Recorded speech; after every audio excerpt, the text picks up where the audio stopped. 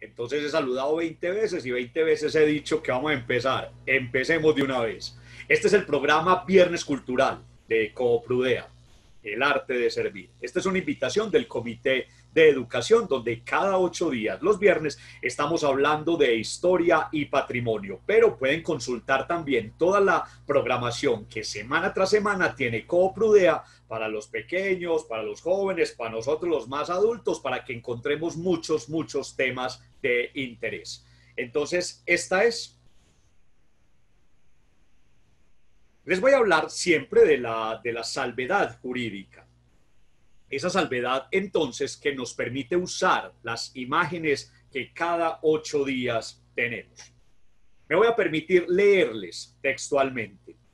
Todas las imágenes que veremos pertenecen al patrimonio visual de nuestro país, Colombia, y provienen de diversos archivos y fuentes documentales públicas y privadas. Entre ellos, la Biblioteca Pública Piloto, El Colombiano, Universo Centro, entre otros. Y se usaron en la celebración 120 años de la Plaza de Cisneros de la Fundación EPM y la Biblioteca EPM en el año 2014. Todos sus derechos son reservados para este uso, el uso que les vamos a dar hoy. Es pedagógico, divulgativo, cultural, patrimonial e histórico, y se prohíbe su reproducción física con fines lucrativos. Algunos textos son citados textualmente de El Libro de los Parques, una publicación de la Secretaría de Cultura Ciudadana en coedición con los amigos de Universo Centro. Están viendo ustedes ahí una fotografía de Jorge Obando. Es la manifestación al doctor Enrique Olaya Herrera, que se llevó a cabo en el año de 1930. ¿Pueden ustedes imaginarse la cantidad de personas que están ese día congregados frente a los balcones, frente a las ventanas, a los ventanales de la Plaza de Cisneros, frente a los ventanales de la estación Medellín del ferrocarril de Antioquia? Quiero que vean a la izquierda de la imagen, en el extremo izquierdo, cómo había personas subidas en las luminarias, cómo estaban trepando el muro para poder entonces acceder un poco más cerca a ese personaje, a don Enrique Olaya Herrera. Esta fue la imagen que usamos en el 2014 para la celebración de los 120 años de la Plaza de Cisneros. Me voy a permitir hablar 2 veces de este anuncio, me voy a permitir hablar 2 veces de este agradecimiento a la Fundación EPM y a la Biblioteca EPM. En el 2014 se celebraron los 120 años de esa plaza. Entonces, gracias al equipo que se conformó desde la fundación, desde la Biblioteca EPM, con Janet Calderón Pérez y con el artista plástico John Jairo Carvajal, fue que pudimos celebrar de una manera muy interesante los 120 años de esa plaza. Poco sabíamos en la ciudad que ese año, el año 2014, esa plaza cumplía 120 años. Entonces, gracias a la Fundación EPM, a la Biblioteca EPM, pero extendiendo este agradecimiento a Janet Calderón Pérez, a John Jairo Carvajal y a este servidor, fue que hicimos esa celebración. Esto que vamos a ver hoy es parte de la presentación que se usó en el conversatorio hace ya varios años para hablar de los 120 años. Entonces, desde el 2014 a hoy podemos entonces sumarle estos más añitos a los 120 años que celebramos en aquella época. Como siempre, estas conversaciones yo pretendo llevarlas desde el inicio para que viajemos en el tiempo, ojalá de manera cronológica, para poder entonces llegar a la actualidad. Los voy a llevar hasta el año 1770. Esta imagen que hemos usado en muchas de las conversaciones que hemos tenido, pero precisamente habla de un Medellín de finales del siglo XVIII. Quiero que sean bien observadores en casita. Y ahí donde está ese terreno baldío, debajo del primero de los trazados urbanísticos que tuvo la ciudad, vemos un número 6. Vemos entonces el trazado de la ciudad y vemos un lote baldío, un lote que no tiene ninguna casa en ese lugar y que tiene el número 6. Eso desde la época colonial, ese espacio de tierra desde la época colonial se le llamó como el pantano. El pantano. Tiempo después a ese pantano le sumaron un apellido, el pantano de los Uribe. Resulta que, como lo he explicado en otras intervenciones, pues eso era Medellín. Como ven ahí en todo el centro está la iglesia de la Candelaria con la Plaza Mayor y a unas pocas cuadras terminaba la ciudad. Hasta ahí llegaba. Era el límite natural ese terreno. Resulta que estos Uribe eran emparentados con otras familias Uribe en primero y en segundo grado de consanguinidad y por eso entonces lleva el nombre de el pantano de los Uribe. Ahí muy cerca del pantano pues había otro muy rico de la ciudad que tenía gran parte de esos terrenos y era don Juan Uribe Mondragón. Don Juan Uribe Mondragón fue un hombre muy rico, muy rico de finales del siglo XVII y finales del siglo XVII y comienzos del siglo XVIII. Entonces, ese señor era quien tenía posesión frente a esos terrenos. Luego, esos terrenos pasan a ser propiedad, pasan a ser jurisdicción de una familia de Envigado. Ahorita les contaré el por qué entonces es tan importante esa familia de apellido Uribe aquí en este pantano, el pantano de los Uribe. Entonces, si hoy vamos a hablar de la Plaza de Cisneros, necesariamente tengo que hablar de ese espacio baldío.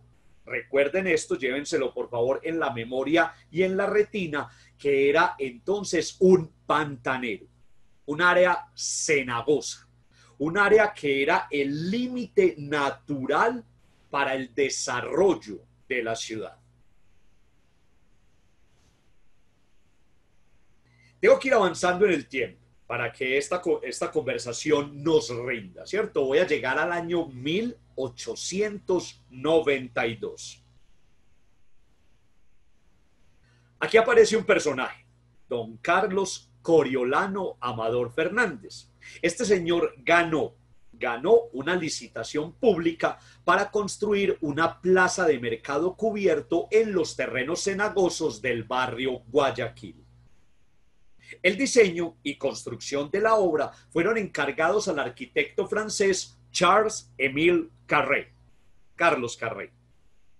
Estamos hablando entonces de la Plaza del Mercado Cubierto de Guayaquil, que es un capítulo importantísimo en la conversación de hoy.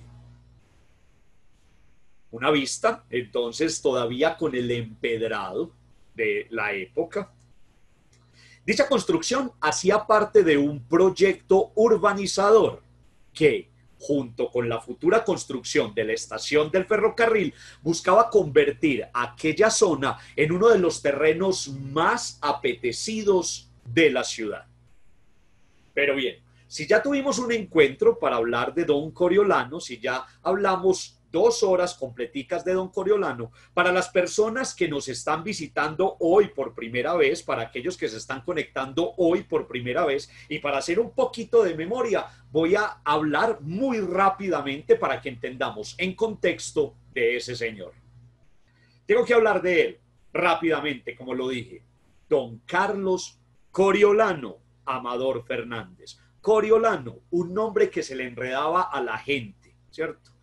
La verdadera pronunciación y la verdadera ortografía de su nombre es como la ven escrita, I-O. La gente le llamaba Coro, el señor Amador, don Carlos Amador o el tío Carlos. Aquí está él fotografiado en Hamburgo en el año de 1875, en uno de los numerosos viajes que hizo por Europa, por el Caribe, incluso por Estados Unidos, él solo o en compañía de su familia. Don Coriolano Amador fue uno de los hombres más ricos de finales del siglo XIX, transición al siglo XX. Aquí está su esposa. Ella se firmaba de casada Lorenza Uribe Lema Restrepo Álvarez del Pino de Amador Fernández. Una fotografía del año 1870. Aquí ya vamos a ir entendiendo el por qué Amador y el por qué el pantano de los Uribe. Miren el primer apellido de esta dama, Uribe. Resulta entonces que el terreno del pantano de los Uribe, ese terreno cenagoso, le llegó a ella por herencia de su familia, los Uribe de Envigado. Lorenza era hija única.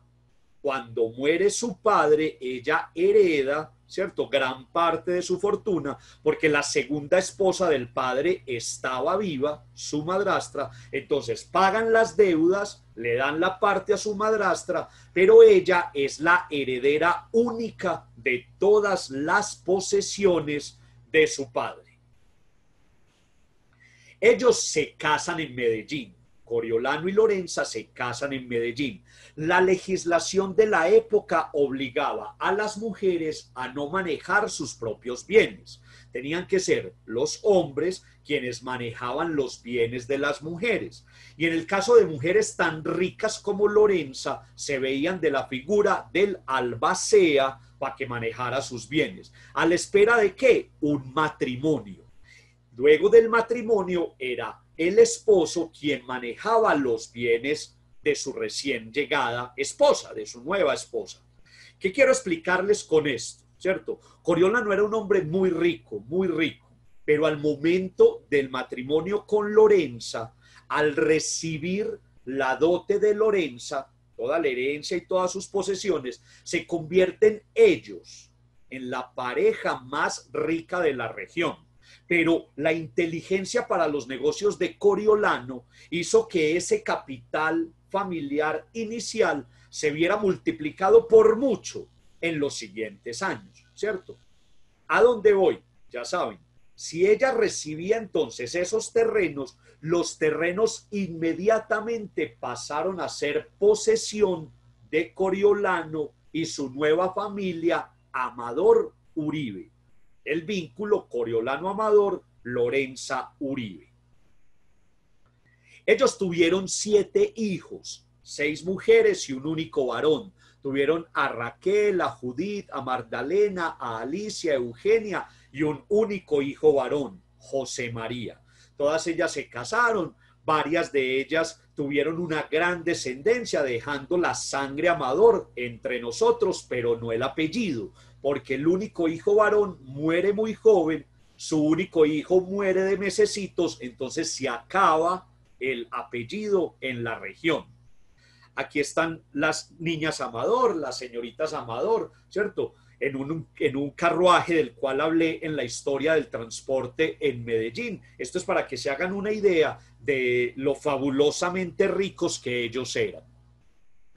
Amador tuvo mucho dinero, mucho.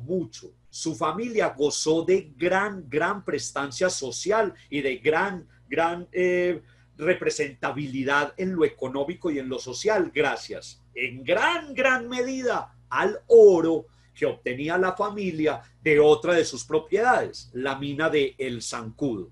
Resulta que la mina del Zancudo también le llega a Coriolano gracias al matrimonio con Lorenza, ¿cierto? Las acciones y la propiedad de Lorenza, porque el fundador de esa mina, las minas del Zancudo en Titiribí, eran su padre, pasan a ser parte del patrimonio familiar, permitiéndole entonces a Coriolano tener billete propio y fundar un banco propio. Entonces aquí, para que sigan haciéndose la idea, ¿cierto? Mucho dinero, mucho oro. Coriolano, entonces, es un personaje, como ya lo dije, no solo rico, No, es un personaje importante en el desarrollo de la Antioquia y de la Medellín de finales del siglo XIX, transición al siglo XX. Los invito, como nos contaba Alfredo Gómez ahorita, a visitar la página de YouTube de Cooprudea, donde está cargada toda esta información de manera extensa, ¿cierto? Entonces, el señor también fue socio de la construcción del puente de Guayaquil y viajó, como ya lo dije, muchas veces por Europa. Aquí está Coriolano, ¿cierto? El señor habitó palacios en Medellín. Este es, por ejemplo, el que ustedes están viendo, es el palacio que estaba en el cruce de la avenida, perdón, de la calle del Comercio con Ayacucho, o sea, hoy Palacé con Ayacucho. Un edificio que hizo memoria en su tiempo, muy admirado, y que lo demolimos para darle paso a este concepto de progreso tan raro que tiene el desarrollo de la ciudad. Esto, como ya lo dije, lo tratamos a profundidad ya en una invitación solo sobre Coriolano. Entonces ahí está el comedor principal, está el salón de baile del palacio. Aquí está su hijo. En esta historia es importante mencionar al hijo, no solo por su matrimonio con una señorita de Envigado, también muy acaudalado, y su trágica muerte, sino que el hijo de Coriolano, don José María Amador, es socio, junto con otro señor que se llama Januario Henao, de la construcción de la plaza de Mercado Cubierto. Entonces vemos que si bien los terrenos eran de ellos, hay que recordar, como les conté ahorita, que se ganaron una concesión, se ganaron una convocatoria, se ganaron la posibilidad de hacer una plaza de mercado. Y es ahí donde su hijo, estando muy joven, es también socio en la creación de esa plaza. Se casa entonces con ella, con Sofía Llano. Casada con Sofía Llano, pues se van en un viaje largo de bodas, una luna de miel muy larga por Europa, y al regresar pues tienen este regalo para el muchacho, un palacio frente a la quebrada Santa Elena, ¿cierto? Este palacio también lo construye el arquitecto francés Charles-Émile Carré, Carlos Carré. Lo que quiero que hagan aquí una conexión es que el arquitecto Carré, si bien vino a Medellín a construir la Catedral Metropolitana, sirvió a la familia Amador y sirvió al desarrollo de la Plaza de Cisneros en varias oportunidades. Podría yo atreverme a decir que fue algo así como el arquitecto de la familia. Él le construye entonces este palacio al muchacho. El palacio es usado muy poco tiempo porque el muchacho llega muy enfermo, ¿cierto? Muy enfermo, y después de su muerte trágica, pues es enterrado en el cementerio de San Pedro, lugar donde todavía lo podemos visitar en uno de los mausoleos más bellos, por no decir el más bello, que tiene este lugar.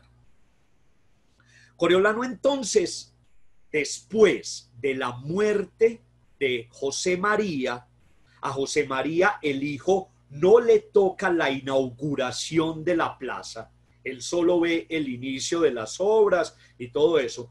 Después de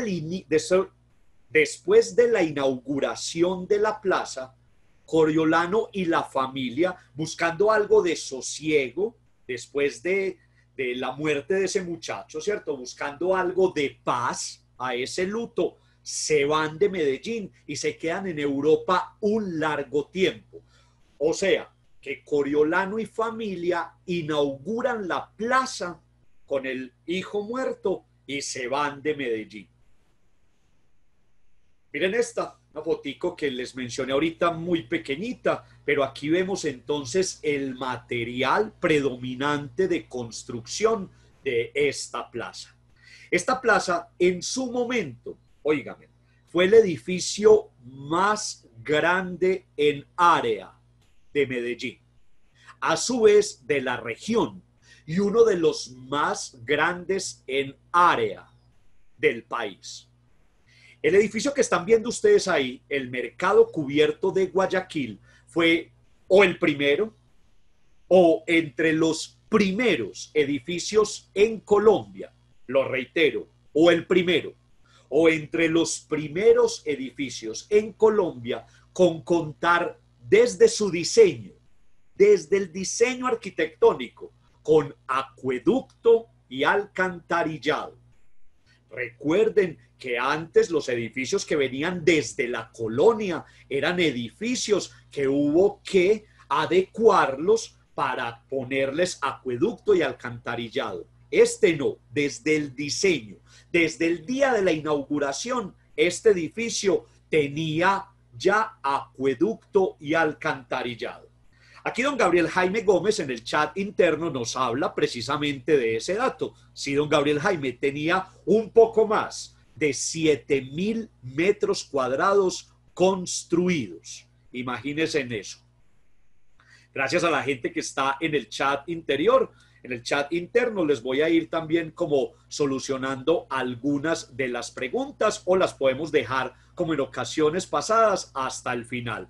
Pero saben que en esta transmisión tenemos un chat interno o a través de la transmisión de Facebook también tenemos otro chat. Voy a aprovechar para entonces saludar a Sara Inés Martínez, a María Patricia Gómez, a todos mis compañeros de Cooprudea, Virginia Reynoso, buenas tardes, Luz María Acevedo, a James Colorado, a Luz Dari Buitrago, a Marta García, a Luis Comodoro Sea, bienvenidos por aquí y sigan entonces por favor compartiendo este vínculo para que muchas personas más podamos disfrutar de esta transmisión.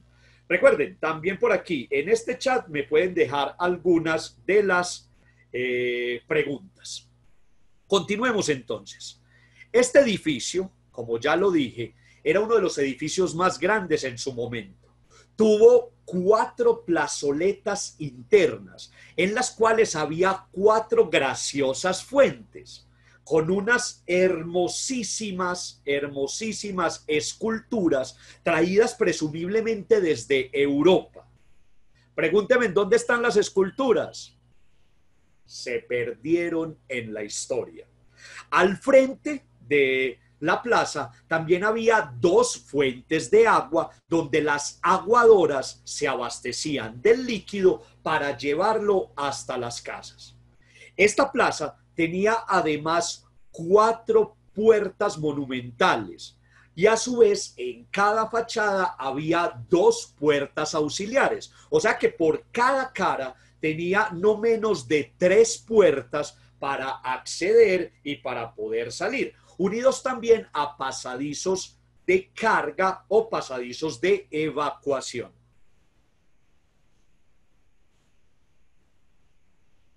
Esta es la familia Amador, fotografiada en París en el año de 1898. Este es el viaje con el cual esta familia y don Coriolano pasan a la historia, porque resulta que es el año en el cual les toca la Exposición Universal de 1899 y es donde don Coriolano compra el cinematógrafo, compra el fonógrafo y lo trae a Medellín.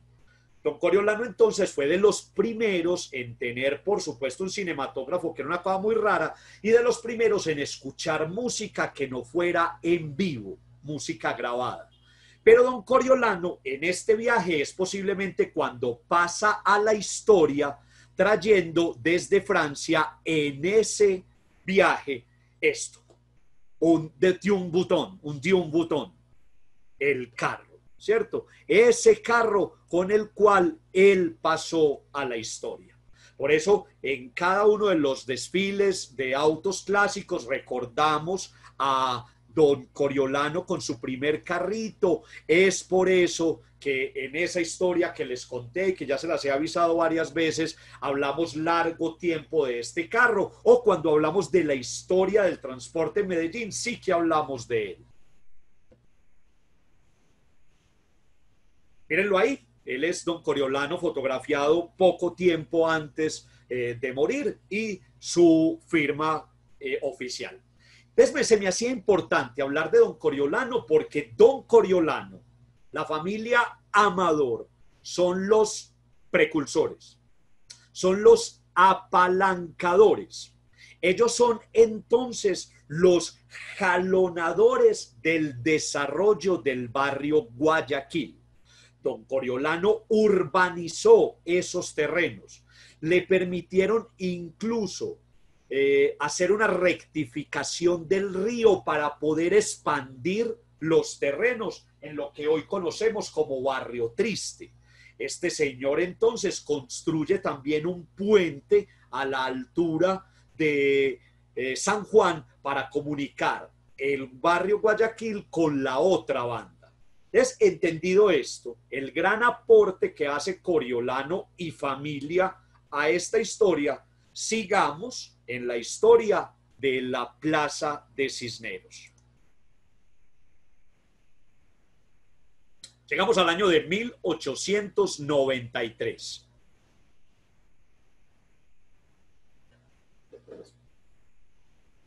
Para esa belleza de automóviles. Esos buses eran parqueados en este lugar y lo hicieron durante muchas décadas porque la Plaza de Cisneros sirvió como terminal de transportes de Medellín. No solo desde la Plaza de Cisneros y todas las cuadras circundantes, todos esos otros sectores desprendidos desde allí, era donde encontrábamos los buses para ir hasta los barrios. Pero este lugar era el lugar donde encontrábamos los buses que nos llevaban a otros municipios de Antioquia o incluso a otros lugares del país. Entonces la Plaza de Cisneros, ¿cierto? Comencemos a darle claridad. Cuando hable de Plaza de Cisneros, estoy hablando de todo el espacio que contiene además el mercado cubierto de Guayaquil. Una cosa es la plaza de mercado y otra cosa es la Plaza de Cisneros. Dentro de la Plaza de Cisneros estaba la plaza de mercado. Entonces entendamos eso, que son dos cosas distintas. Entonces cuando yo hable de Plaza de Cisneros, no necesariamente estoy hablando de la plaza de mercado, sino de todo esto que se circulaba en aquel lugar. Esas que ven ustedes ahí son vehículos que por lo general llegaban desde Estados Unidos, de la marca Ford. Llegaban aquí y eran, como ustedes los ven, negros. Y aquí no nos gustaron esos carros negros. Eran carros muy aburridos. Eran carros que parecían fúnebres. Señores, ahí, en la Plaza de Cisneros, comenzaron a ponerle color a esos buses. Ahí, en la Plaza de Cisneros, fue donde surgió uno de los patrimonios intangibles más reconocibles y más queridos de nuestra nación, los buses escalera, las Chivas. Como no nos gustaban los buses negros, les pusimos color. Ahí nacieron las Chivas. En 1893, Charles-Émile Carré, Carlos Carré, comenzó a construir los edificios Vázquez y Carré. En el primero, en el Vázquez, funcionó el Café Árabe, uno de los lugares favoritos de los viajeros, que desayunaban allí antes de embarcarse en el ferrocarril. Y en el Carré estaba la farmacia Molina, a donde llegaban los brujos y yerbateros del sector a aprovisionarse de lo necesario para sus brebajes. Vázquez, recuerden ese apellido, porque es el precursor en la construcción de esos dos edificios. Un señor, Eduardo Vázquez, cafetero, señor con mucho dinero gracias al café, hace una alianza con el arquitecto Charles-Émile Carré, con Carlos Carré, para construir esos gemelos, esos mellizos, como les llamaban en la época. Inicialmente el Vázquez y Carré iban a hacer, óigame en esto, edificios de apartamentos, en los cuales abajo iban a haber locales de lujo. Eso nunca se cumplió. o medianamente se cumplió. Lo que ellos pretendieron que en su primer nivel fueran locales comerciales muy lujosos, terminaron convertidos en carnicerías, revuelterías, legumbrerías y peor aún, prostíbulos, bares donde se hacía el ejercicio de la prostitución. Y el segundo y tercer nivel, que se pretendió fueran residencias de lujo, terminaron convertidos en hoteluchos, pensiones y lugares donde también se ejercía la prostitución. Ahorita retomaré esa historia. Vamos al año de 1894. 1894. Una fotografía que hemos disfrutado ya mucho. Pocas fotografías tenemos de la plaza en su época de esplendor, con el ladrillo a la vista, ladrillos salidos de las ladrilleras, otro de los negocios que tuvo don Coriolano, con una cubierta de teja española, con un trabajo en hierro. Todo lo que ustedes vieron eran rejas de seguridad, pero las puertas principales tenían un trabajo en hierro que hacían que se vieran hermosas las puertas monumentales. En el año 1894 se inauguró la Plaza del Mercado Cubierto de Guayaquil. En aquellos primeros tiempos, óigame en esta historia, las mujeres que vendían frutas en la plaza intercambiaban 12 guayabas, 6 naranjas o 2 aguacates por tabacos e iban acomodándolos en paqueticos de a 6 que vendían luego a un cuartillo cada uno. Señores, vean, hoy quiero que ustedes entiendan el valor tan importante que tiene esa plaza y ese sector para la historia de la ciudad y de la región. Señores, en el barrio Guayaquil nació la banca. En el barrio Guayaquil nacieron las industrias. En el barrio Guayaquil se hicieron los grandes negocios de finales del 19 y de comienzos del 20. En el barrio Guayaquil se amasaron grandes fortunas, pero también se dilapidaron. Grandes fortunas se gastaron allí en licor, en putas. Hoy tengo que usar esa palabra, así no suene, ¿cierto? Oh, qué señor tan mal hablado. Putas, ¿cierto? En prostitución. Allí estaban desde las más caras hasta las más baratas. Quiero entonces que entendamos que aunque, y también he hablado de la historia del Centro Comercial San Diego, como el primer centro comercial de Colombia, debo decir que esta plaza y todos los negocios y todos los pasajes que fueron surgiendo a su alrededor convirtieron ese lugar en el primer centro comercial de la región y uno de los más importantes del país. Ustedes que son tan observadores como yo, se darán cuenta entonces en el edificio Carré, en el que está en primer plano en el lado izquierdo de la imagen, ¿cierto? El que están viendo ahí, que hoy funciona para la Secretaría de Educación Municipal. Miren el segundo nivel. Observan los balcones y se dieron cuenta que para la restauración no pusieron esos balcones. Esos balcones se perdieron. Yo presumo que esos balcones, según se ven en esa fotografía, podrían haber sido de metal, no ni siquiera de madera.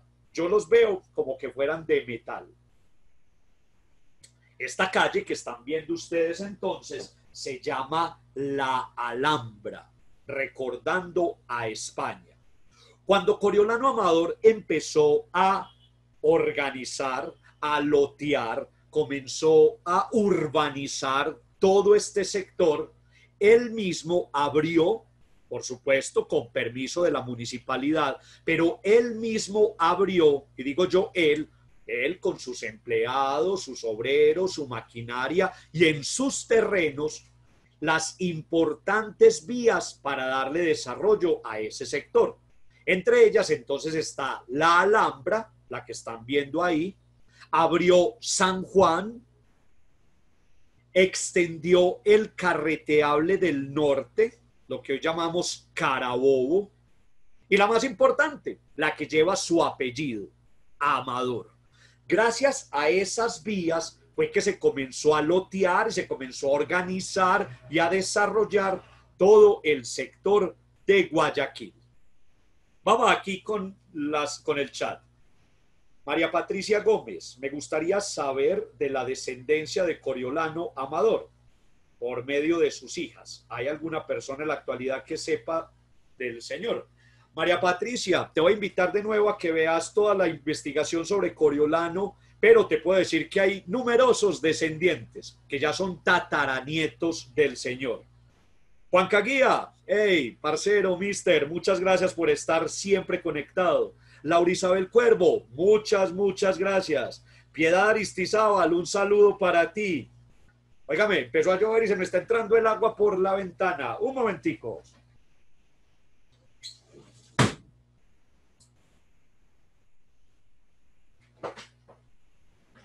Ahora sí. Entonces, recordemos que también se ampliaron y se abrieron esas calles para darle mayor desarrollo al sector. Vamos al año 1900, el año 1900.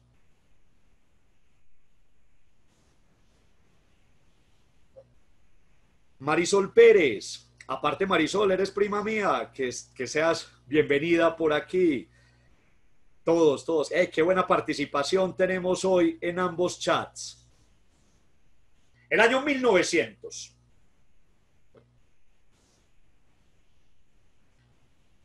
Dame esto. Miren, por favor, en casita, yo siempre les digo que hagan este ejercicio, acérquense ahí a la pantalla. Qué bueno que ya en Coprudea nos han contado que este encuentro de Viernes Cultural lo hacen proyectando en los televisores o que sientan la familia frente a la computadora o al televisor. Desde que nos craneamos esto allí en Coprudea sabíamos que era entonces un encuentro familiar. Entonces, un saludo a las familias que se conectan en esto. Quiero entonces que allá en familia se acerquen a la pantalla, a la TV y miren las carretas. Todo este sector de la Plaza de Cisneros también fue el testigo mudo, presencial del desarrollo del transporte en la ciudad. Por ser un lugar tan neurálgico, por ser el segundo centro, porque el primer centro sería entonces la Plaza Mayor, el Parque de Berrío, y este era como el segundo centro de la ciudad. En el año 1900, en torno a la plaza de mercado, se fueron aglomerando vendedores de productos agrícolas, intermediarios y grandes compradores. Las ciénagas fueron secadas y sobre ellas se construyeron depósitos para los granos y edificios para todo tipo de locales comerciales. En esquinas y aceras se instalaron vendedores de baratijas, dulces, cigarrillos, refrescos y todo lo que pudiera venderse, hasta cuerpos. Óigame pues, y digo yo cuerpos, pues vendiendo ratos de pasión o ratos de cariño. No me malinterpreten, pues. El año 1900. Desde ese año, con poco tiempo de inaugurada la plaza, ya comenzó a ofrecer problemas de espacio público. Quiero entender que desde siempre las plazas son bulliciosas, son muy visitadas, son un lugar de encuentro, de comercio, pero quiero también que entendamos que las fotografías que les estoy mostrando dan cuenta de los primeros años de la plaza. Ahorita tendremos la oportunidad de comparar con fotografías mucho más contemporáneas que sí, el sector se fue convirtiendo en un problema para la ciudad. Un problema desde muchos aspectos. Vamos al año de 1907. Esta fotografía me parece decisiva. Esta fotografía la usamos demasiado en la conversación para la historia del transporte en Medellín, porque miren, en una sola foto están los vehículos a gasolina, los carros, acérquese ahí en casita y lo buscan, los carros. Están los coches, los carruajes, la tracción animal, los carruajes traídos, ¿cierto? Alados por animales. Pero miren ahí, ya está el tranvía de la América. O sea que esta fotografía necesariamente es después del año 1921, cuando se inauguró el tranvía que iba hacia la América. En el año 1907 comenzó sobre la calle San Juan la construcción del edificio de la estación Medellín del ferrocarril de Antioquia, a cargo del ingeniero Enrique Olarte. La segunda etapa, la construida sobre Carabobo, en 1927, y también Olarte se encargaría de ella, y en la década de los 30, don Juan de Dios Higuita construiría el ala sur de la estación. Entonces miren también que comparando esas fechas, entendiendo esas fechas, el edificio se fue haciendo por tramos. No fue un edificio que lo construyeron de una y lo utilizaron de una, ¿cierto? Por tramos fueron entonces viendo cómo se iban haciendo este edificio.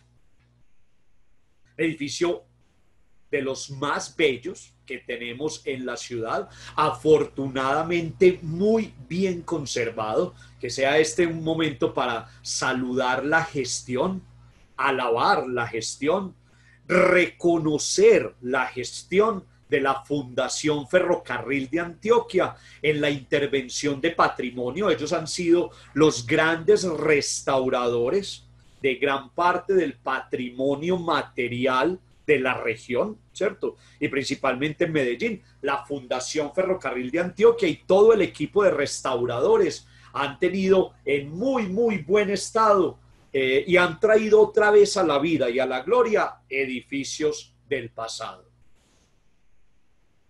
Vámonos al año 1914.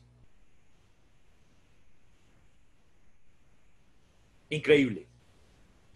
Miren, por favor, ¿cierto? En esta fotografía sobre Carabobo, donde está suspendido el farol de la iluminación nocturna. Falta el reloj tan característico de la fachada sobre San Juan. El 10 de marzo de 1914, 3 días después de la llegada del primer tren desde Barbosa, se inauguró la estación Medellín. A la ceremonia, vean esto, asistieron el presidente de la República. Vino desde Bogotá el general Ramón González Valencia. Además, el ministro de Obras Públicas, quienes hicieron el trayecto completo de la sesión Porce con el resto de invitados. Desde allá se vinieron en inauguración, inaugurando y entrando triunfalmente con esas locomotoras a la inauguración en 1914. Gabriel Jaime, por supuesto, Gabriel Jaime Gómez nos dice que tiene alguna similitud con la estación de Orsay de París. Sí, señor, son dos edificios muy similares arquitectónicamente hablando. Tanto Orsay como la estación Medellín del ferrocarril, ambas tienen dos torreones que se unen con unas galerías centrales. Entonces, ahí vemos, ¿cierto?, la conexión con la similitud que podemos ver en esos dos edificios.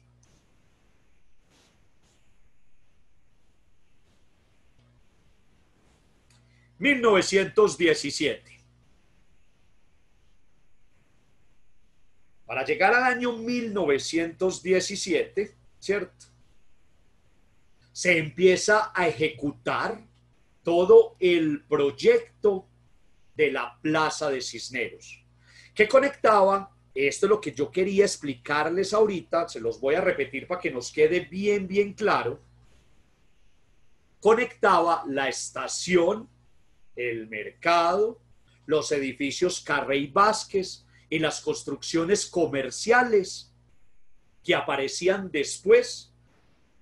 La plaza se convertiría además en el lugar de las grandes manifestaciones políticas de la ciudad. Santiago, me cuentan que la conexión por vía YouTube se cayó o está caída. ¿La puedes revisar, porfa? Óigame pues, esto es bastante importante que lo entendamos. Hoy, Medellín, estoy hablando del año 2020. Hoy Medellín no cuenta con un lugar de congregación masiva. ¿Tenemos un estadio? Sí, para 40 y punte mil asistentes. Sí. Voy a decir como decían las abuelitas, Dios no lo quiera. Ellas hablaban de esa manera. Dios no lo quiera, un desastre en Medellín y donde nos van a congregar. No hay un lugar donde. Lo que yo quiero decir es que durante mucho tiempo, durante muchas décadas, la Plaza de Cisneros era el lugar donde se congregaba, donde se manifestaba la ciudad de Medellín. ¿Lo hacen todavía? Sí. Miren que gran parte de las manifestaciones, gran parte de los meetings, de las caminatas, se me va el término que quiero usar, de las marchas, ese era el que quería usar, de las marchas, terminan allí en la Plaza de Cisneros, ¿cierto? Terminan allí en el Parque de la Luz, pero allí no hay donde congregar a los miles de personas que antes se congregaban en un lugar como ese. Miren esto, con ella iniciamos una foto de 1930, pero hablamos que desde 1917 se configura el espacio de la plaza. Una fotografía que pertenece a los archivos precisamente de la ciudad, una fotografía que pertenece a los archivos del periódico El Colombiano y que nos sirvió para ilustrar esta conversación y la conversación de la celebración 120 años. Y vemos entonces que era el lugar, y esto lo voy a repetir, no sé, varias veces, pero era el lugar donde las personas se congregaban para poder escuchar las propuestas de los políticos.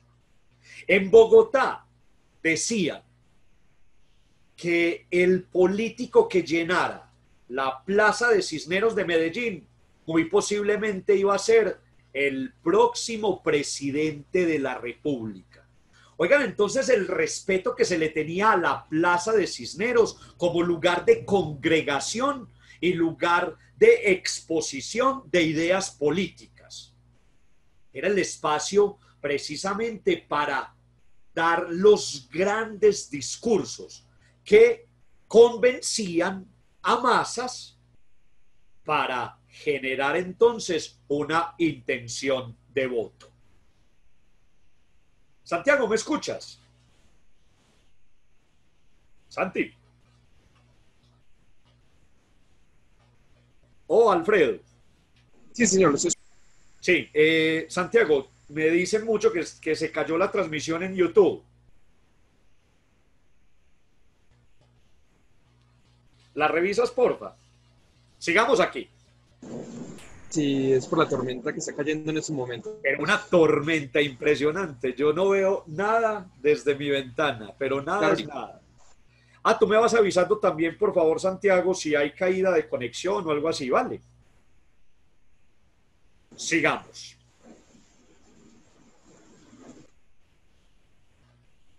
Se nota que el sombrero estaba de moda, ¿sí o no?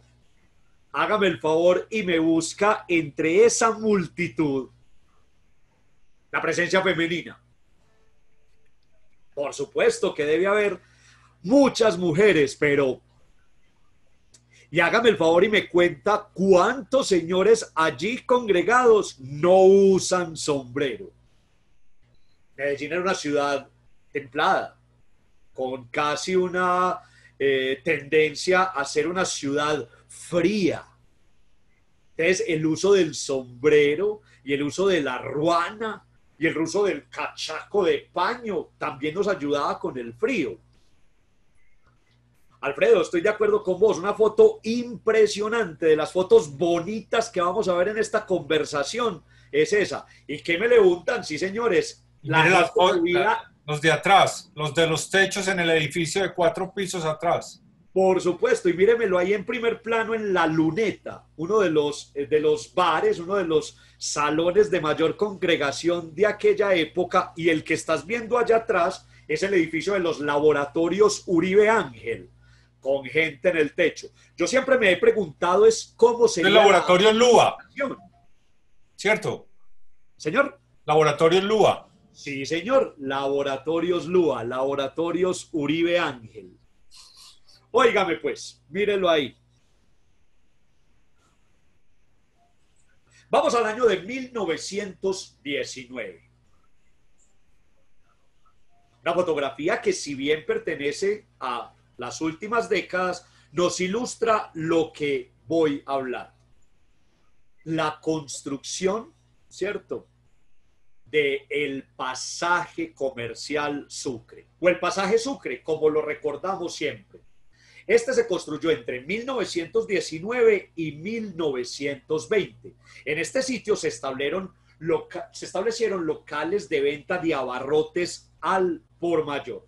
Entonces ya podríamos entender, como lo he querido explicar desde hace un momento, que la plaza era ese punto de encuentro tan importante desde lo comercial, estaba pensada para el menudeo, pero otros comerciantes comenzaron a construir otros grandes almacenes, incluso del tamaño del pasaje comercial Sucre, del pasaje Sucre, para las ventas al por mayor.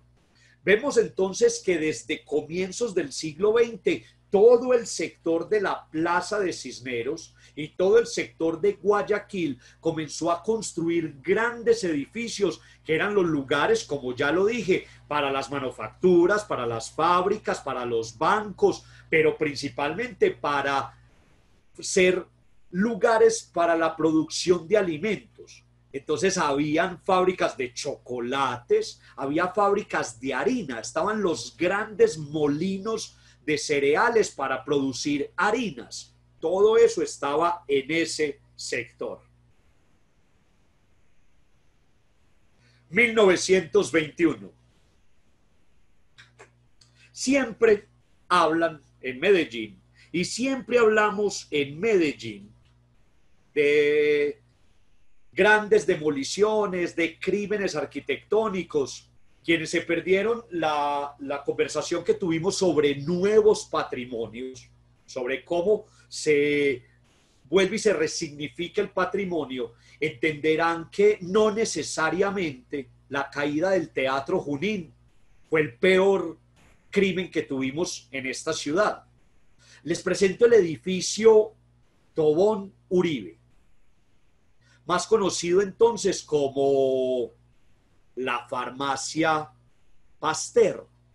Pero es que resulta que nosotros no decimos Pasteur, ¿cierto? Los paisas y los medellinenses decimos Pasteur. La farmacia Pasteur. Esta es una imagen que colgó entonces Fotos Antiguas de Medellín, este grupo de recuperación de memoria visual, que pertenece entonces la imagen a la colección de la Biblioteca Pública Piloto. Y estoy hablando de esto porque crimen arquitectónico.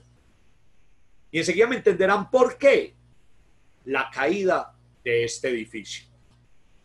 En 1921 se levantó en el costado occidental de la Plaza de Cisneros, el que están viendo, el edificio Tobón Uribe, construido por la firma H.M. Rodríguez por encargo de Pablo Tobón Uribe para establecer allí la farmacia Pasteur, ¿cierto?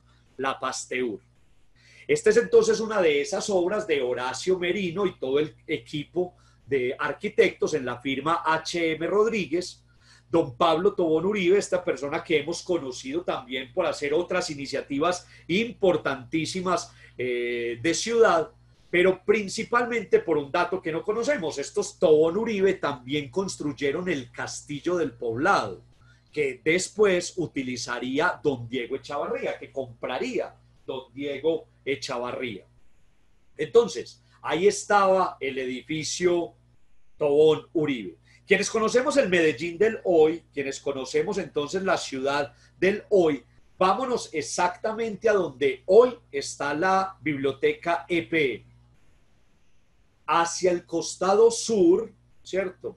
Ahí está un acopio de taxis. Ahí también comienza el deprimido, la excavación para el deprimido de San Juan con la avenida del ferrocarril. Exactamente ahí, donde está esa parada de buses, era donde estaba este edificio, ¿cierto? Para que nos ubiquemos. Señores, este era el interior de la farmacia Pasteur. Hace poco tiempo estuve por tierras de Cuba y allí entré a una de esas famosas perfumerías, donde te preparan un perfume como se hacía en el siglo XIX. Allí tuve la oportunidad entonces de traerme cualquier onza de cualquier perfume, pero desde que entré, inmediatamente recordé esta imagen. Aquellas perfumerías en La Habana, visitadas por cientos de turistas y que son el orgullo entre muchas cosas de La Habana Vieja, lucía como nuestra farmacia Pasteur. Yo usualmente no trato de llorar sobre la leche derramada, ni soy muy ávido a discusiones, a conversaciones todas las que quieran, pero a discusiones sobre lo que fue y ya no será y lo que fue y ya no se pudo. Pero lamentable la caída de este edificio. Un acercamiento a su fachada. Ahí vemos entonces lo de droguería Pasteur y lo de edificio Tobón Uribe. Ahorita hablaremos de su final trágico. Sigamos en la historia. 1923. Y en 1923, una desgracia. Esto es del periódico El Tiempo de Bogotá, de noviembre 30. De noviembre 30 del año 23. Me voy a permitir leerles como que esto fuera un noticiero radial. Medellín, noviembre 30, Bogotá. Hoy, a las 9 de la mañana, se elevó en el globo aerostático construido por él mismo, el señor Manuel Salvador Acosta, alias Salvita. Cuando estaba a una altura de 300 metros, se zafó la manija, valiéndole el suelo, y cayó sobre el tejado de los edificios del ferrocarril de Antioquia, hundiéndolo. Los brazos y las piernas del aviador quedaron desprendidos del tronco, además de una espantosa herida en la cabeza, a consecuencia de la cual murió inmediatamente. Este suceso desgraciado ha producido inmensa emoción. Algunos le habían advertido a Salvita los peligros de la elevación a causa de algunos defectos de que adolece su globo, pero el piloto insistió en elevarse. Se censura el proceder de las autoridades, las que no hicieron que el globo fuera examinado por técnicos y que no le hubieran prohibido al aviador elevarse. Una noticia del año 23. Parece como del Cubo, ¿no? Como de la Chiva. Bastante gráfica la noticia. El 30 de noviembre de 1923, en plena plaza de Cisneros, Manuel Salvador Acosta, más conocido como Salvita, se elevó en un globo aerostático mientras hacía piruetas en el aire. El celebrado acontecimiento terminó trágicamente cuando el globo colapsó y cayó sobre el tejado de la estación Medellín. El legendario aeronauta murió en el instante. Esta historia me sirve para dar claridad. Ojalá ustedes me sirvan de replicadores para dar claridad frente a dos vuelos en globo que se hicieron en Medellín y que usualmente los confundimos. El primero es muy viejo, en el año de 1875. Imagínense, y era el globo de Guerrero, del que estamos hablando, que fue en la Plaza de Cisneros y que cayó sobre la estación, es el globo de Salvita. Mi abuelita, Ana María García, la mamá de mi mamá, ella me contaba que a ella la llevaron a ver la elevación de Salvita. Ella me contaba que eso fue impresionante, que la gente gritaba y todo eso cuando eso sucedió. Miren esa fotografía. Ahí vemos las catenarias del tranvía, vemos el globo desinflándose y otra vez, acérquense, mírenlo ahí subido en una silla en la cual hacía las acrobacias.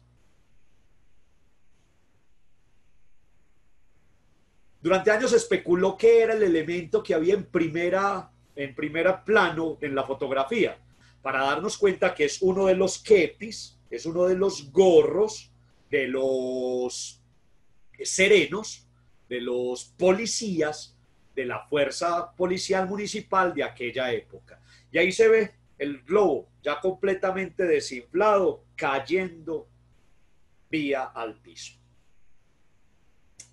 1924, sigamos en estos años. Cisneros, mírenlo ahí.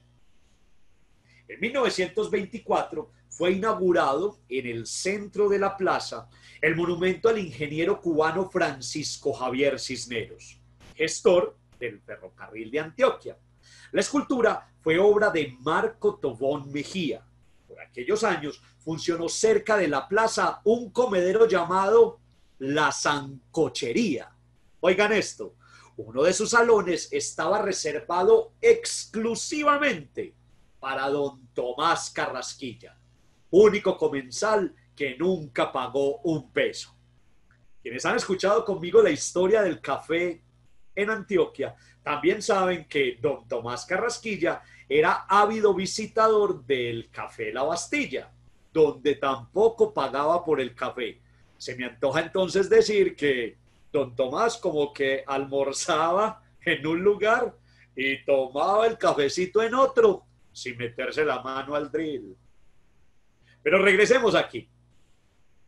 Cuando cambiamos de siglo, cuando llegó el año 2000, el periódico El Colombiano nos puso a los lectores a elegir el colombiano del siglo XX.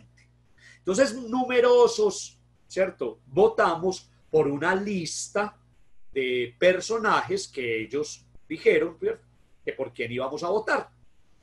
Resulta que a petición de los antioqueños y a petición de los medellinenses y de los paisas, son tres cosas distintas, a petición dijimos que había que incluir a don Francisco Javier Cisneros como uno de los antioqueños, de los paisas más ilustres de nuestra historia, sabiendo que es de nacionalidad cubana. Tal es el amor que le tenemos a Francisco Javier Cisneros y el agradecimiento por el desarrollo de nuestro ferrocarril, que no solo esa plaza, sino una estación del metro y un municipio de Antioquia llevan su nombre.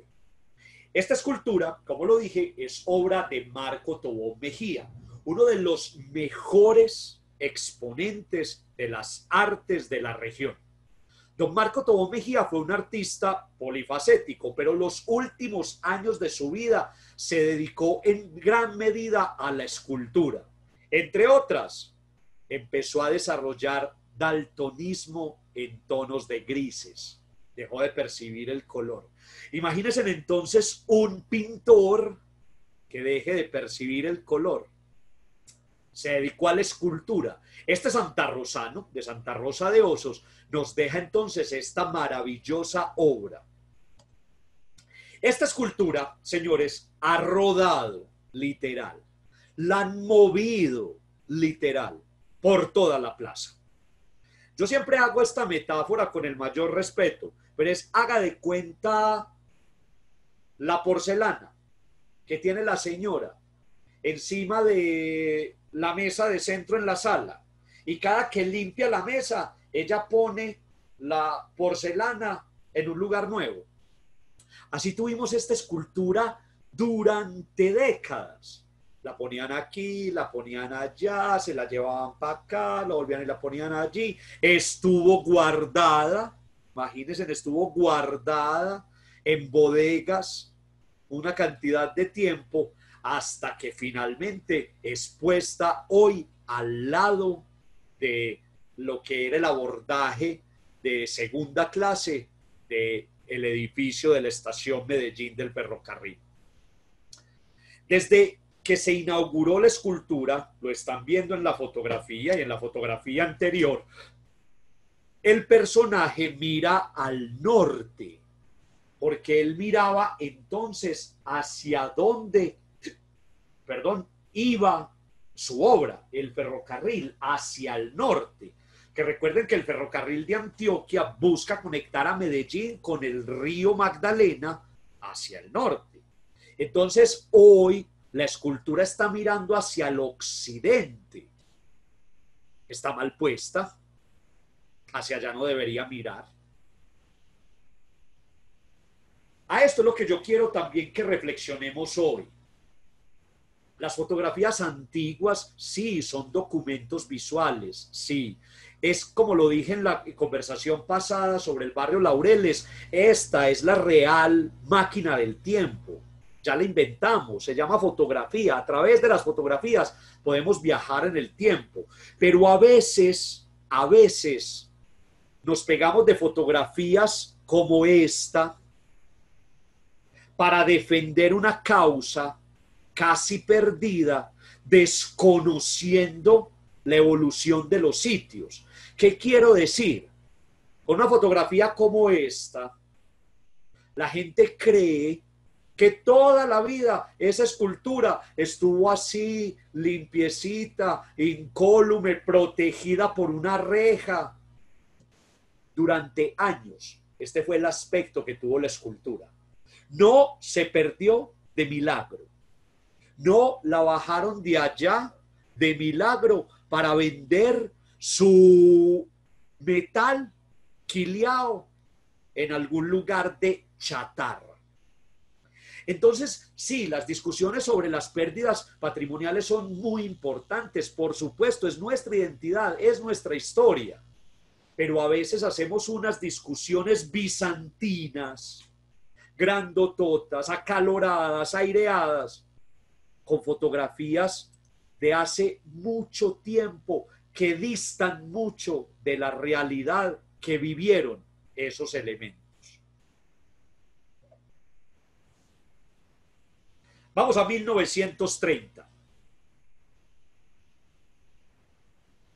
Ya hablé entonces de la historia de los camiones negros a los cuales les pusimos color. Para 1930, en esta década, la Plaza de Cisneros, como lo comenté, se convirtió en la terminal de los primeros buses urbanos. Los carros largos, sin puertas y con capacidad para 20 o más pasajeros, llamados camiones de escalera. Aunque su aspecto nada tenía que ver con las chivas y mucho menos con los buses cerrados que ya tienen lugar hacia los años 40 y 50. Detallistas, miren ahí la escultura, miren entonces dónde está la plaza y dónde están los edificios. Increíble fotografía, una belleza de tesoro visual. Miren el modelo de ese carro, miren la carrocería y miren por favor la publicidad en la parte trasera del otro. Vinol. A mí no me tocó Vinol. Yo soy muy viejo, pero a mí no me tocó Vinol. Yo tengo 40 años y a mí nunca me dieron Vinol. O sería porque sabía a Vinol y no era para niños, pero Vinol a mí no me tocó. ¿A quién allá en casita le tocó Vinol? ¿Y se acuerdan?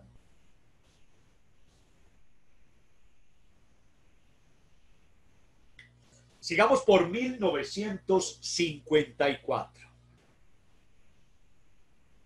Esta fotografía a mí me parece magnética, me parece absolutamente impresionante. Una fotografía como esta me traslada, por supuesto, al cine. Yo considero que una megaproducción como fue Evita de Alan Parker hizo que Eva Perón volviera a salir a los balcones de la Casa Rosada gracias a los megapresupuestos que tiene Hollywood. Y recuerdo en una de esas entrevistas que la gente en Buenos Aires, la gente en la Argentina, pero los bonaerenses que fueron admitidos a esa grabación como extras, decían que se frotaban los ojos cuando Madonna, la cantante norteamericana, sale y abre los brazos y dice: no llores por mi Argentina. Señores, estoy hablando de los años 50, las cortes militares gobernando gran parte de Sudamérica. Y Colombia no fue la excepción. A mí esta imagen me recuerda al general Juan Domingo Perón saliendo al balcón de la Casa Rosada con su esposa Evita. Pero no, ya se dieron cuenta, estamos hablando de la Plaza de Cisneros de Medellín. Aparte, miren el micrófono por el que se amplificaba la voz de Antioquia. En 1954, una multitudinaria manifestación tuvo lugar en la Plaza de Cisneros con motivo de la visita del dictador. Quise poner esa denominación porque hay varias denominaciones para él: presidente, dictador, jefe del gobierno, ¿cierto? Gustavo Rojas Pinilla. Tanto la plaza como las calles aledañas se colmaron con los seguidores del mandatario.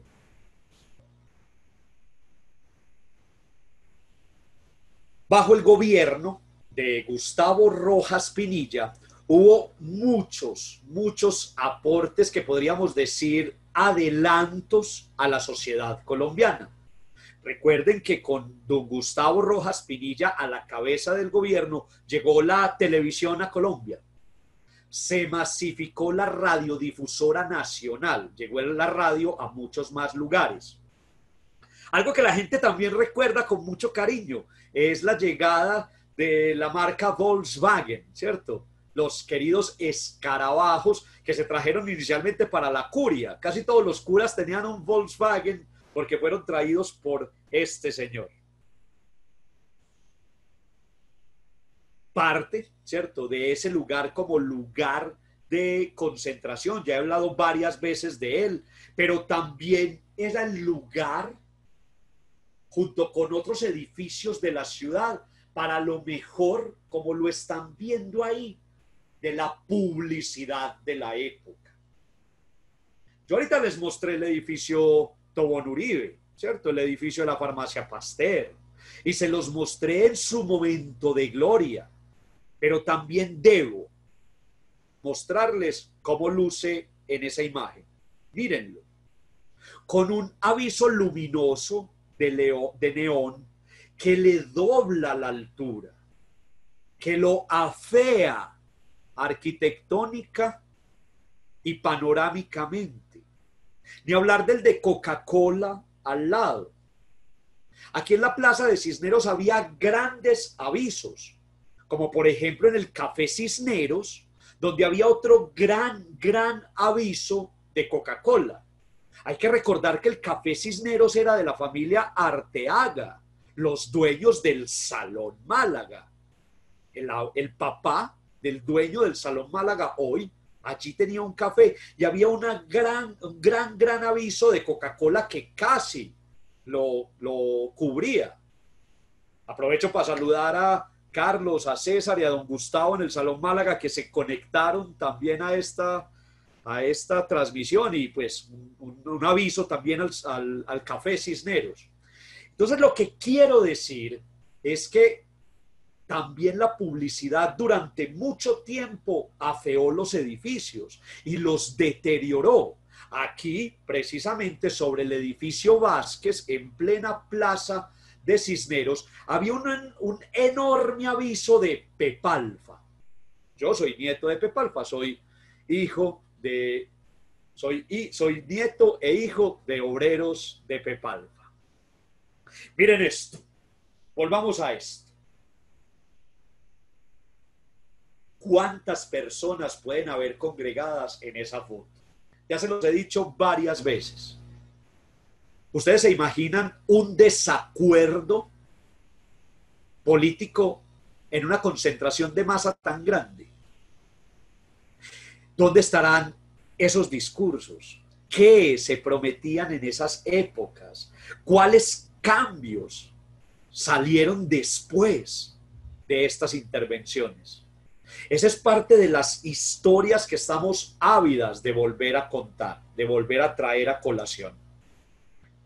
Otra de las gestiones del gobierno de Rojas Pinilla fue el voto femenino.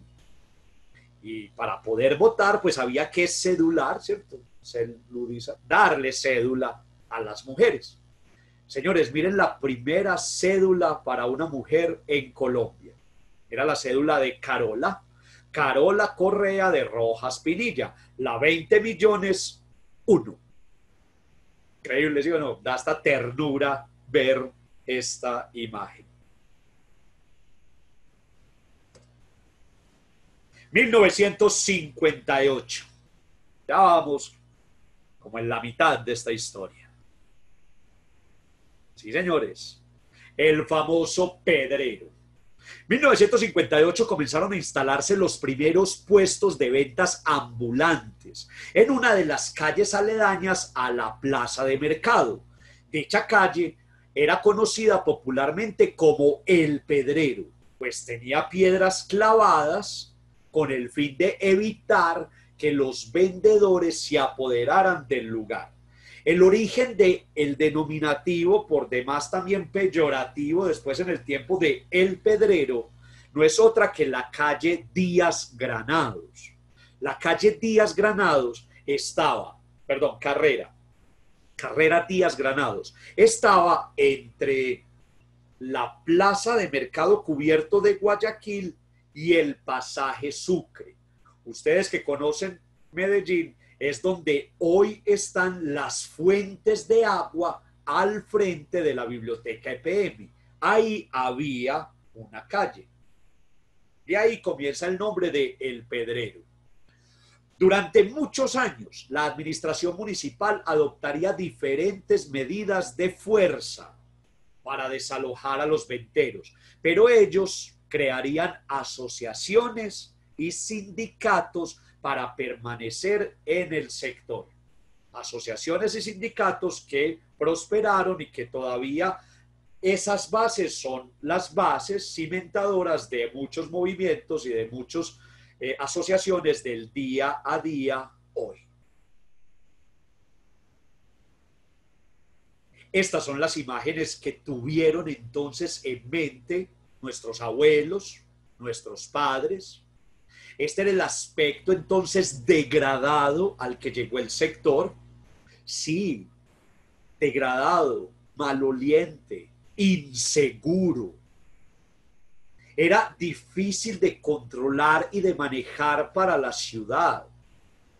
Es entonces ahí donde comienza a construirse toda esa memoria peligrosa del barrio Guayaquil, que era muy bueno para mercar, sí, que las personas de los estratos más populares se abastecían allí para poder entonces llevar comida. Sí, todo eso es cierto, pero también es cierto que gran parte de este espacio comenzó este proceso de degradación y de tuburización, convirtiéndolo en un lugar invivible para la ciudad. Yo a veces decía ahorita que conversaba, me gusta mucho conversar, yo no discuto, ¿cierto? En muchas conversaciones es cuando la gente me habla de todo tiempo pasado fue mejor.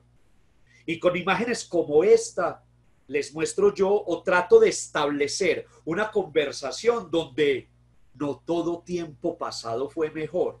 Ustedes se imaginan los graves problemas de salud pública y de seguridad que se llevaban a cabo en estos espacios. Vamos por el año de 1961. Con cada imagen lo digo, pero es que cada imagen me parece hermosísima. En el año de 1961, el ferrocarril de Antioquia fue vendido a la nación y pasó a ser parte de Ferrocarriles Nacionales de Colombia. 4 años después, la estación Medellín quedaría inhabilitada y estaría en un periodo de abandono de 2 décadas. En 1986, la Fundación Ferrocarril de Antioquia daría inicio a las obras de restauración de este edificio. Muchachos, 2 décadas un edificio abandonado. De milagro, en serio, de milagro, Medellín cuenta con ese edificio. 1963. Vean los avisos, cómo fueron cambiando. Con la ampliación de la calle San Juan y de la carrera Bolívar, se desarticuló Guayaquil y el sector quedó dividido. La calle San Juan se llevó por delante la tradicional Plaza de Cisneros y con ella el hermoso edificio Tobón Uribe. Esta fecha es muy importante. Hacia los inicios de los años 60 perdimos la plaza. Recuerden que allí era donde los tranvías hacían maniobras para volver a tomar, era el lugar donde estaban los buses, era una plaza con una escultura en el centro. Ya este aspecto de plaza, todo ese emplazamiento, todo ese espacio abierto queda mutilado por Bolívar arriba, pero sobre todo por los carriles de San Juan. Perdimos la plaza. A comienzos de los 60 se perdió la plaza para darle bienvenida a la avenida más grande que tuvo Medellín durante mucho tiempo. Mírenlo ahí. Una fotografía que rodó durante mucho tiempo, que es una de las fotografías que vuelvo y digo, es donde más se llora sobre la leche derramada, que por qué lo demolieron. Estas son las 2 últimas paredes de ese edificio. De ese edificio se dijo que se iba a conservar. Sí. Dijeron, listo, conservémoslo. Tiene unas especificidades técnicas y estéticas que pueden ser dignas de ser conservadas. Se habló incluso de poderlo mantener, ¿cierto? Y que las vías le pasaran por los lados, no sé qué, no sé qué. Hubo discusiones. ¿A dónde voy? Misteriosamente, se incendió en la noche y al otro día hubo que demolerlo. Los incendios han sido motivo de cambio. De eso también hablé cuando hablé de nuevos patrimonios. Pero en Medellín ha sido un constante. Man, el aspecto de toda esa plaza. Eso es donde hoy va entonces los numerosos carriles de la hoy avenida San Juan. Al final haremos un ejercicio para que veamos como quien mueve un álbum de fotos para ir mirándolos y ustedes puedan hacer ese ejercicio de memoria tan importante de este encuentro. 1968. Los incendios. En el 68, un terrible incendio destruyó buena parte de la plaza de mercado. Escuchen esto. Testigos del hecho dijeron que el fuego había sido producido por hisopos con gasolina lanzados por las ventanas. Esto sumado al hecho de que los bomberos no hubieran llegado a tiempo a pesar de estar muy cerca, reforzó la idea que había sido un acto criminal. Después del incidente, el gobierno municipal abandonó la plaza por completo y los venteros que habían perdido todo fueron a parar al Pedrero y a los lugares circundantes. 1971. Los vendedores de abarrotes de Guayaquil fueron trasladados a la central mayorista, construida en el municipio de Itagüí. La nueva plaza de mercado disponía de 3 bloques que albergaban 180 locales. Ya se había entendido que en los planes de ordenamiento territorial, en los planes de Medellín futuro, en cómo se estaba diseñando la nueva ciudad, ese espacio iba a tener otro uso, gubernamental.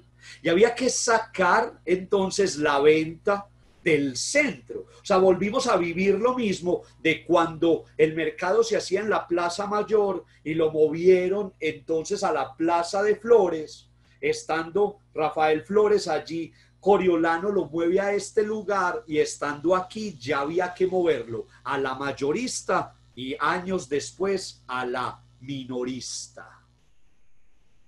1973.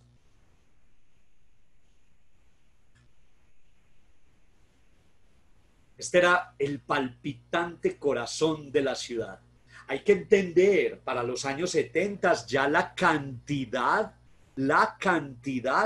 de migrantes que tenía la ciudad. La ciudad comenzó a tener una gran migración, atraído precisamente porque aquí había oportunidades de empleo. Entonces, ¿dónde van a mercar? ¿Dónde se van a abastecer todas las personas de esa ciudad en crecimiento? La plaza de mercado de Guayaquil fue clausurada, 1973. Clausurada definitivamente, lo que aceleró el deterioro del sector. Ante el descuido de las autoridades municipales, lo poco que quedaba del mercado y sus alrededores fueron tugurizados y convertidos en una mezcla de basurero, mírenlo ahí, parqueadero de camiones, lugar de ventas ambulantes, expendio de drogas y prostitución. Ahorita escuché una anécdota que también le iba como a citar aquí, que la gente le gustaban los buses que pasaban por allí porque podían ver las muchachas, aunque fuera de lejos. Gran parte de la actividad de las muchachas se daba paradas en esos bares y paradas como en las afueras de todo este sector, y desde los buses los muchachos pasaban a ver a aquellas muchachas de vida alegre. Ahorita lo dije, la palabra es puta, a ver a las putas de Guayaquil. 1983, ya esto es más cercano en la historia. ¿Cómo van? Vamos entonces como por la recta final. Una imagen increíble del archivo de la Escuela del Hábitat de la Universidad Nacional, de la Facultad de Arquitectura. En 1983 comenzó la construcción del centro administrativo La Alpujarra. Una propuesta, vean, que desde el año 1951 hizo el plan piloto de Winner and Cert, que era un proyecto que concluiría en el año de 1987. Era construir entonces el centro administrativo para albergar la Gobernación de Antioquia, la Alcaldía de Medellín, la Asamblea Departamental y el Consejo Municipal en el mismo lugar. Este fue el lote que se eligió. Miren qué particular esta imagen también. Ahí vemos entonces que el edificio de EDA es el edificio abuelito siendo que luce tan moderno y todo, es un edificio construido mucho tiempo antes que el edificio de los juzgados y que los edificios del parque de Berrío. Me pregunta Camilo Andrés Peña, Winner and Sir, ¿qué vienen a hacer? Camilo, qué bueno que te conectaste por aquí, hombre. Bacano que sigas estas conversaciones. Camilo B. Winner and Sir eran varios de los asesores. La municipalidad contrató varios asesores extranjeros que tuvieron entonces la oportunidad de asesorar en su momento a los directores de la Oficina de Planeación Municipal en los denominados planes futuros, que hoy lo llamamos planes de ordenamiento territorial. En este caso, Winner and Sir también trabajaron con, por ejemplo, Pedro Nel Gómez en varios de las intervenciones que se pretendían hacer con las rectificaciones del río Medellín. Pero te lo puedo ampliar más en una conversación aparte. Imágenes impresionantes que nos permiten estas conversaciones entender el cambio que hemos vivido. Señores, vean, ese es el lote y apenas están haciendo el edificio de la alcaldía. No han ni siquiera empezado a hacer el edificio de la gobernación. Atrás está el edificio de el IDEA. Miren aquí, apenas está el edificio que hoy utiliza la DIAN. Atrás están las primeras obras de los pabellones del Palacio de Exposiciones. Increíble. Ya este está listo para estrenar, mírenlo ahí, ya terminadito, ya está listo todo el centro administrativo. Y miren el aspecto que tiene la estación Medellín, todavía en abandono. 1984. La constante, el abandono, las basuras. Los venteros de El Pedrero fueron trasladados a la plaza minorista José María Villa, tras muchos enfrentamientos con la administración municipal por el proceso de adjudicación de los locales. Entendamos una cosa, cuando se inauguró la plaza, hace tantas décadas, con Coriolano vivo, o sea, los primeros años de la plaza, la familia Amador, que fue la constructora de esa obra, entregó incluso de manera gratuita, regaló algunos de los locales comerciales. Los regaló. Otros fueron vendidos y comenzaron a pasar las décadas y las décadas y las décadas hasta que hacia el año 1984 o no existían los títulos de propiedad o se los habían tomado. Y gran parte de la gente que vendía de manera, llamémoslo, desordenada, iba a usar ilegal, pero la gente está trabajando y tiene que buscar una manera de trabajar, ojalá digna. Pretendieron tener esos otros locales en la minorista. Y eso generó, incluso como lo digo ahí, generó pedreas, generó manifestaciones, eso fue muy complicado, la fuerza pública entrando al sitio para poder... Bastante triste ese momento de la historia de la Plaza de Cisneros. 1992. Esto sí lo tengo yo ya en mi memoria. El bus que llevaba los estudiantes de mi colegio pues pasaba por este lugar y yo recuerdo estando pequeño este gran terreno, este lugar, esa explanación frente a la estación Medellín, donde estaba el terreno de la plaza de mercado cubierto de Guayaquil. En 1992 fue reinaugurada la estación Medellín, restaurada por la Fundación Ferrocarril de Antioquia, y entregada a la comunidad como centro cívico. El edificio sería declarado tiempo después, en el año 1996. Ya hicimos esa mención a la fundación y a su muy buen trabajo en restauración. Así vieron el edificio muchos años los medellinenses. Como dije yo ahorita, de milagro se salvó, de milagro. Ya vamos por el año 2000, ya aquí cerquitica, 2000. En esta fotografía de la red social de Centro Unido, ellos lo publicaron en Instagram, gracias por esta imagen, Centro Unido, vemos entonces que pasó también un periodo de deterioro, tugurización, impresionante, los edificios Carré y Vázquez. Otra vez la zorra al trigo, otra vez estuvimos a punto de perder esos dos edificios. Incluso hubo quien propusiera los nuevos edificios que iban a ser en esos que eran considerados lotes, no dos edificios, dos lotes, y de los lotes mejor ubicados que había. En el año 2000, mismo año en el que se hizo la peatonalización de Carabobo, ese fue el año en que peatonalizaron Carabobo, el edificio Carré fue restaurado por la Fundación Ferrocarril de Antioquia con la financiación de la Secretaría de Educación de Medellín, cuyas oficinas hoy se encuentran allí. Este edificio fue declarado bien de interés cultural de carácter nacional. Recuerden que les conté que era obra del francés Carlos Carré. El año 2002. Sí, muy controvertido. Posiblemente una de las intervenciones más controvertidas en su tiempo. En el año 2002, como parte de un proyecto para renovar el centro, el municipio de Medellín abrió una convocatoria para recuperar la Plaza de Cisneros. El diseño ganador fue del arquitecto Juan Manuel Peláez y el artista Luis Fernando Peláez.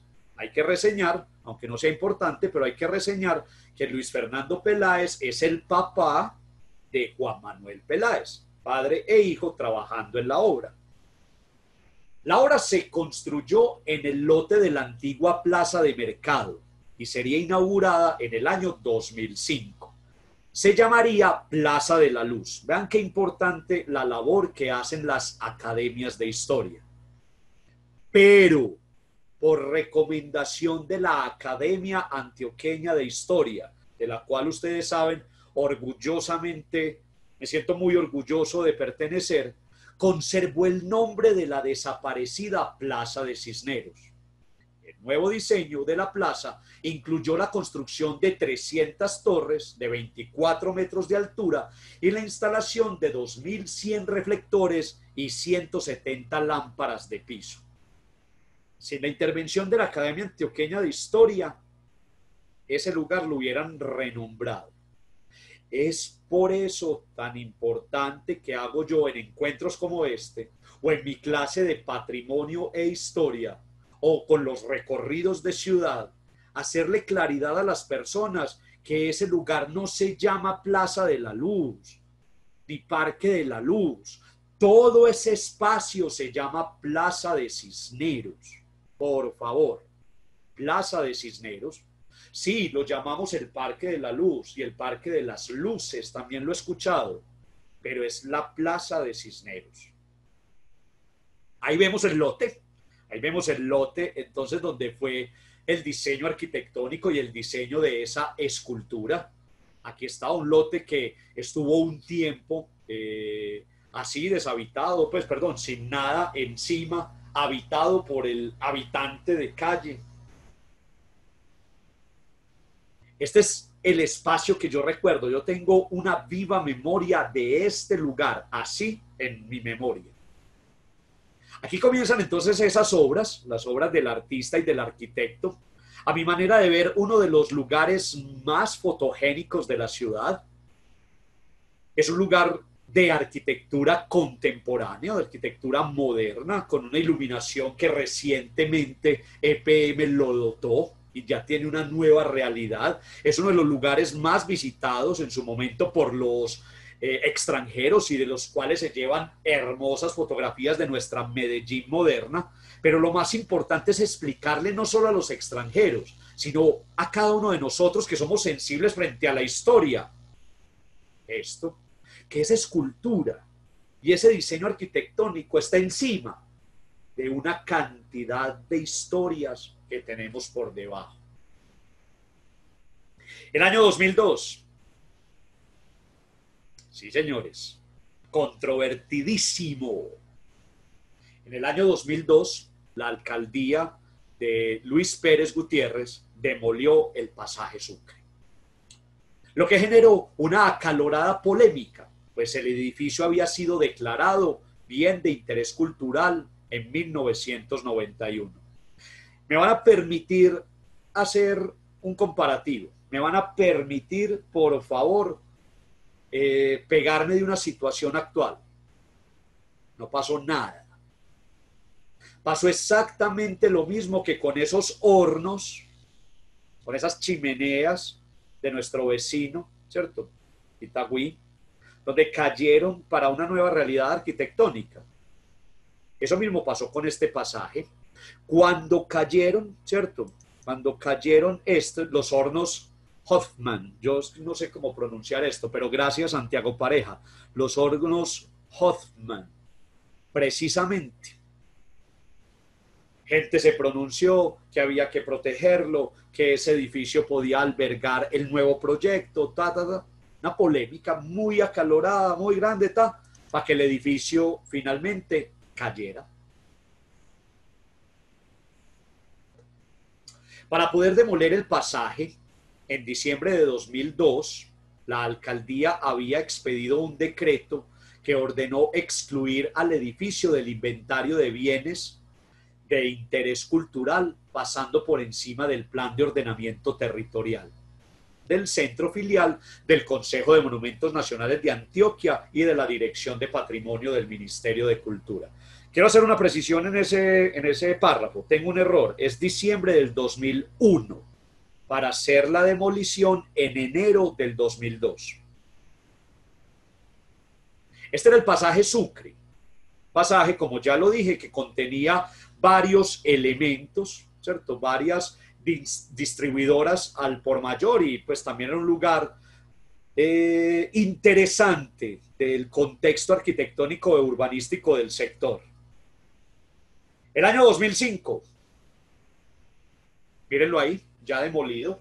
Ese es el lote del pasaje Sucre.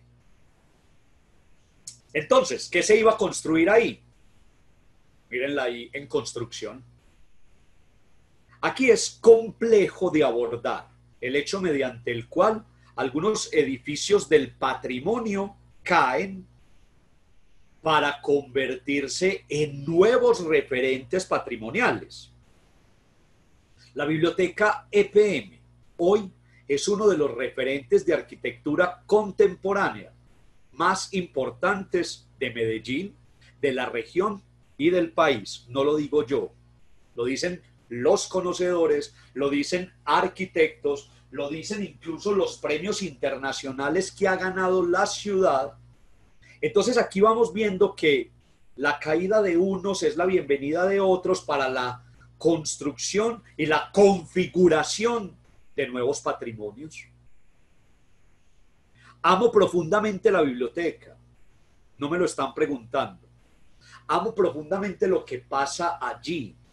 Amo profundamente todo lo que la Fundación EPM y la Biblioteca EPM realizan desde este lugar. ¿Que hubiera preferido el pasaje Sucre? No lo sé. ¿Que no hubieran hecho la biblioteca? Tampoco lo sé. Lo que sí sé es que espacios como este volvieron a traer personas al centro, a otro tipo de actividades. Por ejemplo, las culturales. 2005, el 2 de junio fue inaugurada la Biblioteca Temática Empresas Públicas de Medellín. Hoy su nombre es Biblioteca EPM, construida en el lote donde antes estaba el pasaje Sucre con una inversión de 19.000 millones de pesos. En sus comienzos puso a disposición del público general un total de 15.000 libros. La Biblioteca EPM. El año 2006. Sí, señores, fue reinaugurado el Vázquez. Primero restauraron y entregaron el Carré y luego restauraron y entregaron el Vázquez. después de ser dado en comodato a la Caja de Compensación Confama, entidad encargada de las obras de restauración. También fue declarado bien de interés cultural de carácter nacional. Aquí también, y sin ningún ánimo, ¿cierto? También hay que mandarle un agradecimiento y un reconocimiento a Confama. Esta Caja de Compensación Familiar ha tenido bajo su responsabilidad varios bienes de interés patrimonial de la ciudad, los ha restaurado y les ha abierto las puertas al público. Confama, muchas gracias. Nos permiten habitar esos espacios gracias a tener muchas actividades de puertas abiertas. María Fernanda Velázquez me pregunta, ¿qué tipo de arquitectura es la del edificio Carré y Vázquez? Mira, María Fernanda, estos dos edificios los podríamos hablar que pertenecen a todo lo que los arquitectos engranan como unos edificios republicanos, ¿cierto? Todo lo que se hace después de la colonia y ya como en el momento de república. María Fernanda, ve, ambos edificios tienen insinuaciones a arquitecturas europeas, teniendo en cuenta muchas de las arquitecturas nuestras. El uso del ladrillo a la vista lo convierte entonces en un edificio mixto, son unos edificios que tienen unos elementos eclécticos muy reconocibles, pero no te podría decir, ve, es gótico, no, es un edificio que que entremezclan varios estilos para hacer un edificio de la modernidad, ¿cierto? Entonces no podemos situarlos dentro de un estilo definido. No, ¿cierto? Gracias, María, por preguntar. Miren, entonces, este ya es como el aspecto que disfrutamos hoy del Carré, el Vázquez, de la Plaza de las Esculturas. El año 2014. Así como empecé, quiero de nuevo traer a colación y quiero de nuevo saludar y agradecer a la Biblioteca EPM, a la Fundación EPM, pero principalmente a Janet Calderón Pérez, la líder de cultura, y al artista plástico John Jairo Carvajal Díaz, junto con esta persona, como dicen los señores, junto conmigo, hicimos parte de un equipo técnico para celebrar los 120 años de la Plaza de Cisneros. Eso fue en el año 2014. Entonces, gracias a Janet Calderón, a John Jairo Carvajal y al equipo técnico que pudimos conformar, hicimos la celebración de los 120 años. Tuvimos la oportunidad de hacer unas gigantografías, gracias a la curaduría de John Jairo Carvajal, que se metió dentro de los archivos de varios de los sitios para escoger las imágenes que pudimos instalar dentro de la plaza y que la gente las podía disfrutar, no solo en esas gigantografías, como lo están viendo sobre el piso, sino en una gran exposición al aire libre. Y por el 2014 tuvimos conversatorios, tuvimos la exposición, tuvimos la oportunidad de celebrarle a la ciudad la historia de una plaza. Entonces, de nuevo, gracias muchachos y qué bueno que están también aquí conectados. Un saludo para vos, Janet, que estás conectada. Un saludo muy, muy fraterno también para vos, John Jairo, que estás ahí. Quiero terminar como que estuviéramos abriendo el álbum en la casa. Eso tan bueno que es cuando uno iba y hacía visita y le sacaban los álbumes familiares. Este álbum yo lo quiero llamar, lo quiero denominar, así como le llamamos a la celebración 120 años. Plaza de Cisneros, patrimonio vivo de una ciudad sin memoria. Vean esta belleza. Amador con la Alhambra. Todo este conjunto fue conservado, afortunadamente. Que me gustan los colores, que no me gustan los colores, eso es independiente. Hoy vemos un contexto de la arquitectura de finales del siglo XIX medianamente bien conservado, ¿sí? Una muestra interesante de lo que fue y que pudimos, por muchas voluntades, conservar. Esa estación, ese edificio tan bello, tan hermosamente bien conservado, gracias a la Fundación Ferrocarril.